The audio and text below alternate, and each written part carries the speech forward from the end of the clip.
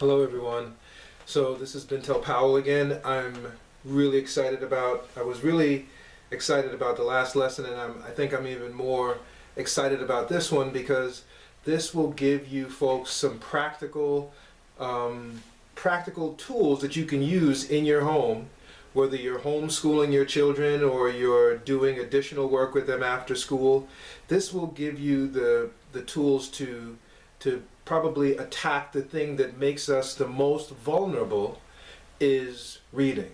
I heard, this is Bandit Publishing. Please like and subscribe at the bottom of this video, because I'm going to be releasing videos like this, and I would hate for you folks to buy the book and then not have this as a supplement to really cement what we're trying to accomplish into your day-to-day lives. So I just quickly, I heard there's a few things I really want to focus on here. I heard that the way they build jails in America is that they look at reading scores and they say the kids that can't read in the third grade, they're going to be going off to jail, so let's prepare to build jails based on those numbers. And this lesson that we're going to go through is what you call a rubric or a cheat sheet for reading high-level financial newspapers like the Wall Street Journal or the Financial Times or the New York Times. The Financial Times, the New York Times, and the Wall Street Journal, right?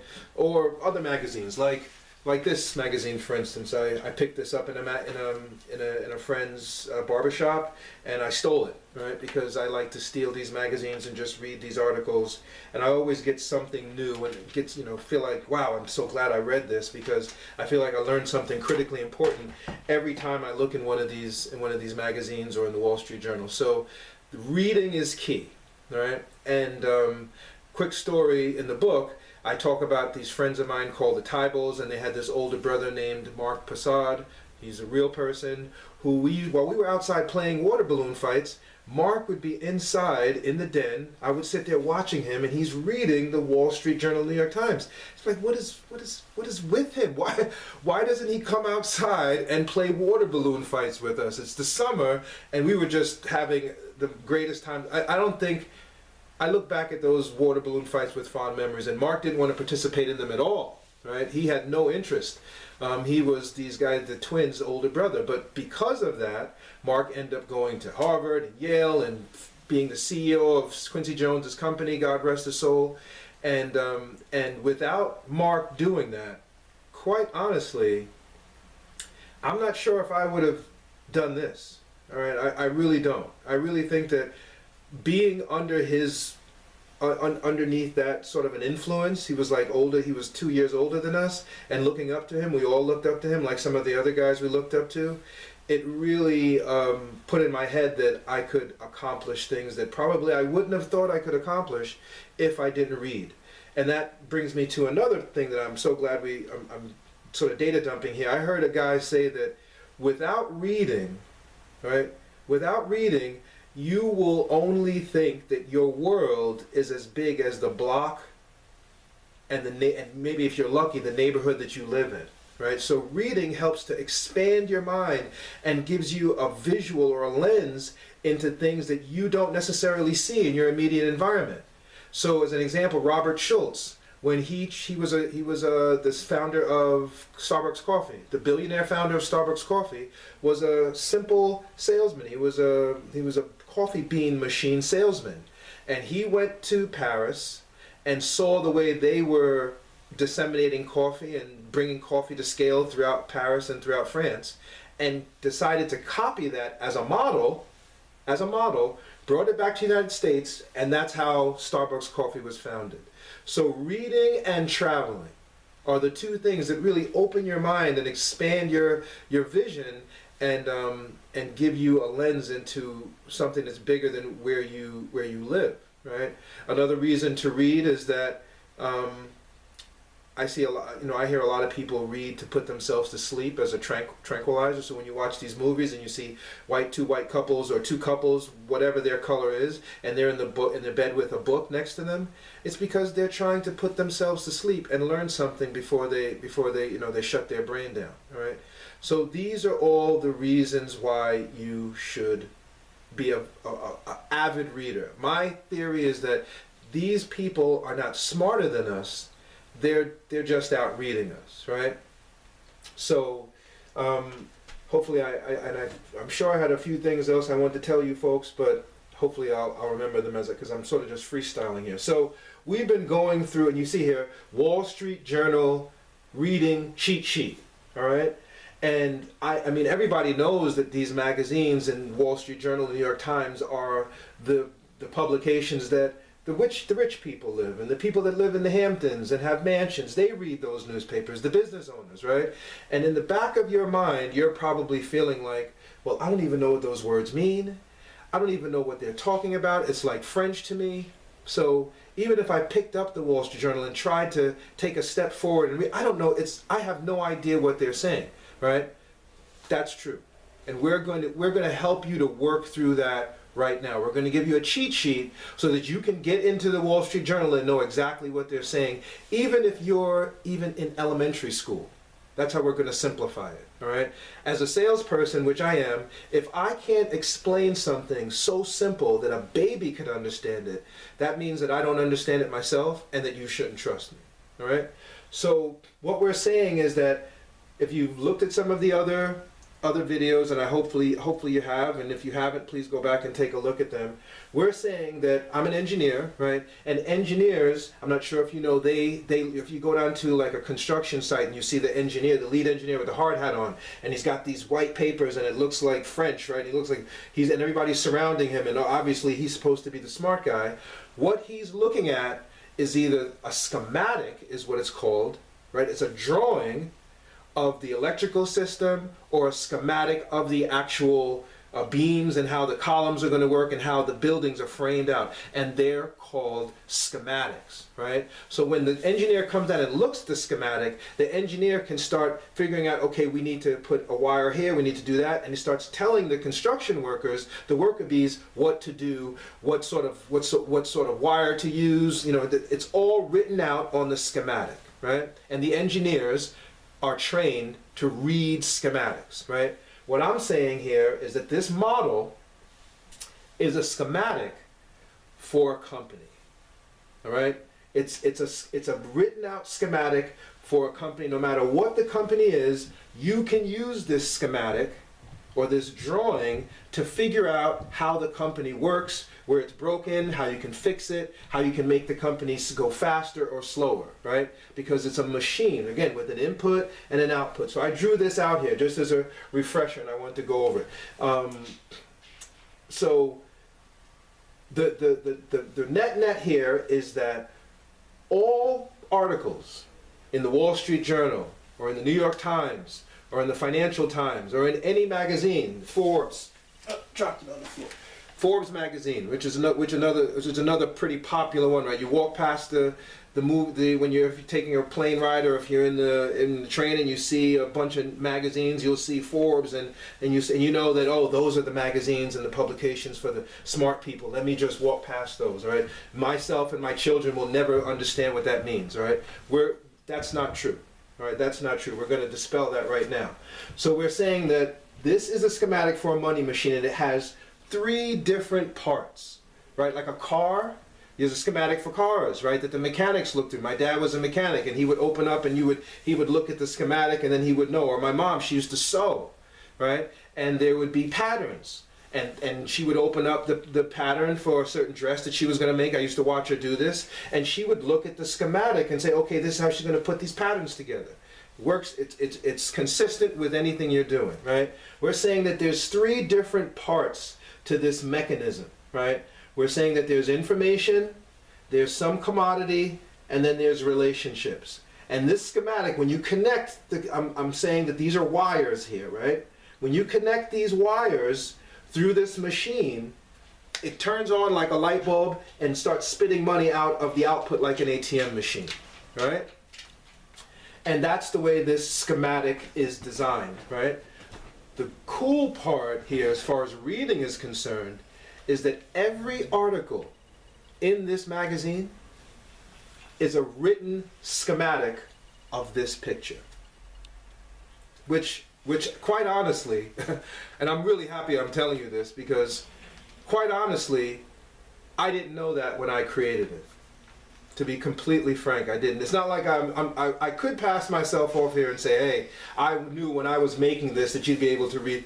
When I created it and then started figuring out how to sell it, I was like, oh my God, I discovered this after I created this thing, to be completely frank. All right. So what I'm saying is that this model actually taught me how to sell it to a certain degree, because it was just so consistent. When I was trying to break it, and I'd be like, oh my God, am I going to break it? Is it going to be wrong? Oh no, it's right. Look, I can read the Wall Street Journal here, right? So what I'm saying is that if you take up any article in the Wall Street Journal or in this Forbes magazine, right, and I start reading it, you'll be able to see the information part, the commodity part, and the relationships part, but written out in a story in these magazines. Every single one of them without fail. So what that means for you as a parent or as a student is that once you, and the other thing, and if you're watching the Bloomberg channel or MSNBC, they're talking about these three things as well. Every story, every time they start saying, reporting about Rothschild or reporting about Nvidia or any story that they're reporting on, their conversation centers around these three things, which simplifies the entire world of business. The only thing you have to do is then understand what words go in the information drawer, what words go in the commodity drawer, and what words go into the relationship drawer. All right? And the good news is that there are about 100 words to say the same thing. There are about 100 words that are going to be talking about relationships. There are about 100 words that are going to be talking about the commodity, and there are about 100 words that are, so once you hear these words and you learn these words, you'll know, okay, they're talking about the information. Okay, they're talking about the relationships. And you'll be able to bounce in and out of every article quickly. Because remember, I said before that if you read the Wall Street Journal and the New York Times every day for 2 years and look up all these words, that is the equivalent of an MBA in business administration. All right? So now you don't have to be afraid of these articles. And you don't have to be afraid and think that the people that are having these discussions are talking above your head. They're not. They're all talking about this process. Sometimes the relationships may be up here and the commodity might be down here. It doesn't matter. All right? There's nothing else that these conversations are based on other than these three terms. All right? So I think that this is an incredibly empowering thing for people because, as we said, as I started off saying, everything is about reading. They interview, I think I said this in some of my, sometimes I'm a little repetitive, but repetition is the mother of learning. They said that they interviewed these billionaires and they asked them, how did you become a billionaire in one generation? And they said they read 6 self-help business autobiographical books a month. And in each book, they found $1 million idea for some money machine, and that was its value to them. All right, 6. So what I'm saying is that every book, every business book, every business article that you're going to come in contact with, if you have the audacity to actually do this, is going to be centered around only these 3 terms. Right? And if you can do that, anybody can do that. In elementary school, if you can learn the words to every rap song that comes out on these videos and YouTube or whatever else, Spotify, you can learn to do this. This is not genius. It's just another language, and this entire business language is centered around these 3 terms. Right? So you can, I don't want to say this because I think colleges are very important. For me, these days I walk around and I have such fond memories of going to college. For me, college was, I wouldn't have done this if it wasn't for me. I wouldn't have accomplished this, right? Anybody can do this. Anybody can teach themselves how to do this. But how do you turn it into money? Is the question, right? And arguably the most important component here is the relationship component. Because once you read these articles and you start seeing the same conversation happen over and over and over again until it gets repetitive, you're going to start coming up with ideas for your own commodity, right? And depending how valuable they are, these relationships are going to become attracted to you, right? They're going to start hearing the way you speak. Your dialect is going to change, and the things you do is going to change. And these relationships are going to start coming towards you, right? That's what you want. Right now, we're all chasing success. I'm chasing success. I'm chasing you people out in internet land. But once people understand that, like with a video like this, understand the value of this commodity, then these relationships, customer relationships, partnerships, business people, Black Enterprise, Forbes, who I'm going to start sending these videos to, they're going to start chasing after me. All right? And that's what you want. And one of the greatest places to acquire them and collect them is in college. All right? So as of right now, no newspaper, no financial literary publication should be something that you're afraid of. What you have to do is just, the only challenge here is to understand that when people are saying things like M&A, marketing and advertising, they're talking about information. When they say R&D, research and development, they're talking about information. All right? When they say data and metadata, right? Analytics, all of that falls in the information bucket of this virtual money machine. So once you know what those words mean, you can kind of, it's like right now your drawers, your apartment is messy and your room is filthy and everything is all over the place, right? What this is allowing you to do mentally, from a business perspective, is put everything in its appropriate drawer. Cleaned up your room, all right? And now, once you can clean up your room, you can get in and out of your house on time to get to work because you know where everything is. And that's one of the things that models do for you. All right? They clean things up so you can manage and manipulate them. All right? So, in closing, I want to say that some schools may look at this and they may say, hey, this sounds simple. And it is simple. Nothing is difficult. This is very simple. I don't need Mr. Powell to do this. I have an engineering teacher, and I can show this to my engineering teacher, and they can teach my kids. And I can tell you, that won't work. That will fail. And the reason why it will fail is because your engineering teachers haven't gone through the process that I've gone through. Your engineering teachers didn't work in the corporate sector. Your engineering teachers didn't hang out with rappers and athletes and celebrities and be able to tell your kids. When I'm in the class, the first 15, 20 minutes of the conversation is me selling myself to the kids, telling them my experiences. All right? When I walk into the class, the first thing the kids do is they give me a very strong up and down look. They inspect me with their eyes quietly.